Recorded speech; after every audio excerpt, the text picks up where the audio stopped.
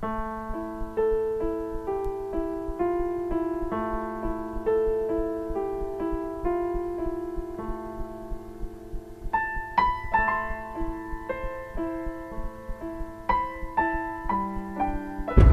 hola, ¿cómo están?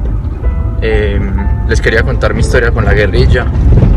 Mi historia con la guerrilla es la siguiente. Eso fue en el año 1998, en la zona de Palestina, en una carretera que va de Santa Águeda a La Esmeralda. En ese tiempo el tema con la guerrilla estaba complicadísimo. Nosotros teníamos unas tierras hacia el 41 a las cuales no podíamos ir porque estos guerrilleros se mantenían en la finca, inclusive utilizaban la piscina. Por esos días habían dinamitado la subestación de la Che, que está en el sector de La Botija. Pero la historia es la siguiente: íbamos en el carro mi papá, mi mamá, mi hermanita, una prima y yo. Cuando íbamos en esta carretera, la guerrilla, según pues inteligencia del ejército, le iba a hacer un atentado a un finquero de la zona. Confundieron el carro de mi papá con el del señor y nos hicieron el atentado a nosotros. Empezamos a oír tiros y se estallaron todos los vidrios. A mi mamá le pegaron un tiro en la cara, a mi prima le pegaron un tiro en el cuello. Mi papá finalmente aceleró, las llevó al hospital. Se salvaron las dos, afortunadamente. Pero digamos que desde ahí nació un rencor sí, nació un rencor por este grupo guerrillero. Bueno, respecto al proceso de paz, no estoy en desacuerdo con el proceso de paz. Estoy en desacuerdo con la forma como lo llevó a cabo este gobierno. Este fue un proceso en el que el gobierno se puso a la par con un grupo guerrillero, le dio legitimidad política internacional a la guerrilla para concederle simplemente gabelas y que estos se desmovilizaran. Se desmovilizaran entre comillas, porque sabemos todo el tema de las disidencias y demás que viene por debajo de la mesa, pero digamos que se desmovilizaron. El gobierno negoció y firmó el acuerdo sin que la guerrilla, al menos los cabecillas, pagaran una pena real, sin que dijeran toda la verdad, sin que repararan a todas las víctimas. Y esta no es la forma de hacer un proceso de paz. Me parece que para las víctimas no es paz lo que se firmó, y para la mayoría de los colombianos. Ya este año tenemos una oportunidad de volver a tomar las riendas de este país, votando. En esas votaciones podemos decidir cómo es que se quieren llevar a cabo las negociaciones con el ELN, partiendo de la experiencia que tuvimos ya con las FARC.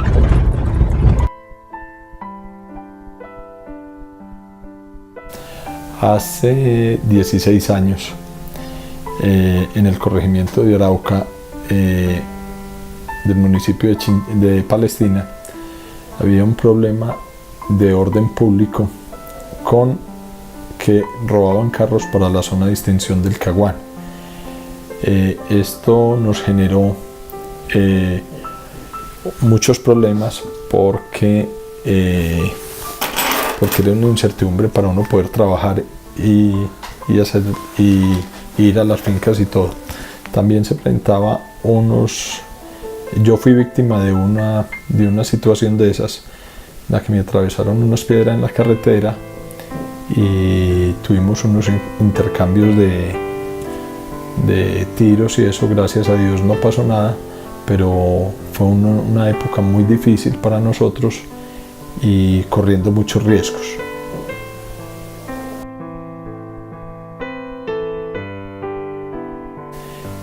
A mí el proceso de paz no estoy de acuerdo con él.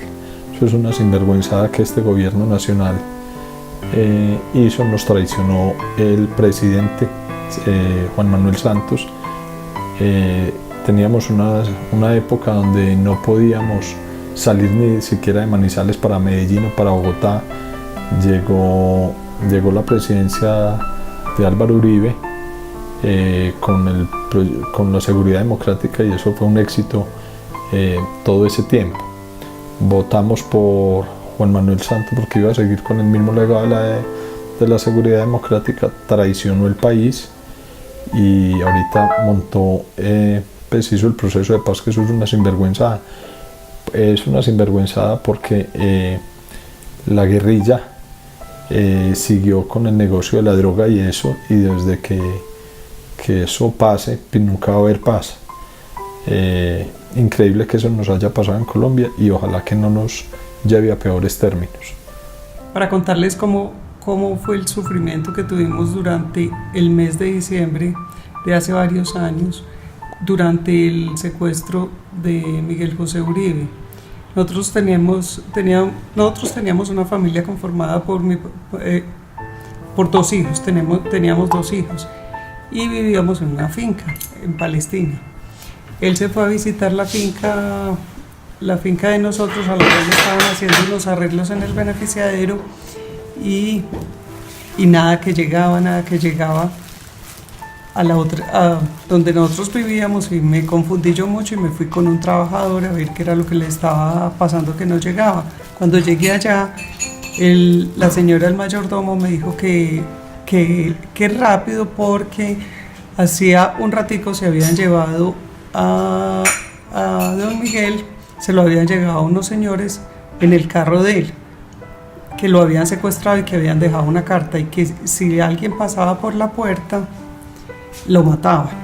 Yo me asusté mucho y le pregunté al muchacho con el que yo había ido que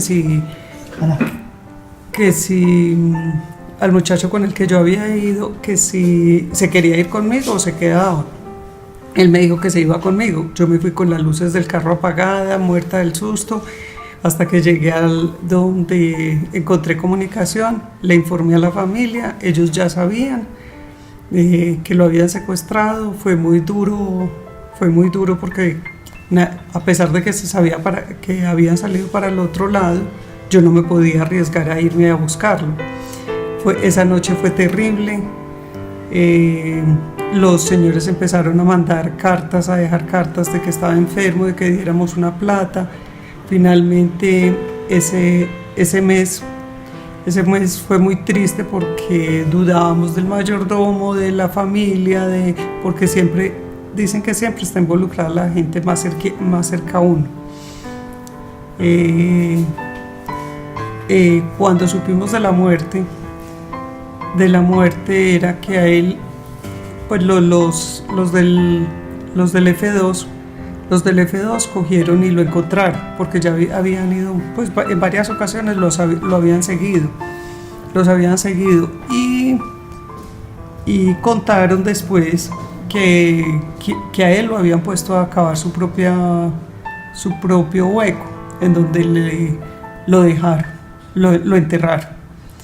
A la gente la cogieron después y tuvieron que cantar y decir en dónde había sido, dónde lo habían enterrado.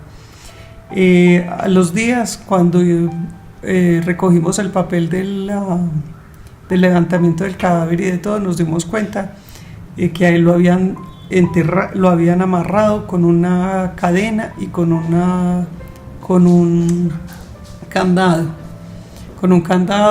Dijeron que le había pegado un tiro, que lo había matado ahí mismo. Fue muy triste como la cantidad de detalles como fueron. De ahí en adelante la vida cambió por completo para todos. Nosotros vivíamos en la finca y nos tuvimos que venir a vivir acá a Manizales. Y eso fue todo. Pues tuvimos mucho apoyo de la familia, afortunadamente, en especial en uno de los hermanos, que siempre se prestó para hacer esas entrevistas con esa gente, y de un tío. Tengo mucho para agradecerles.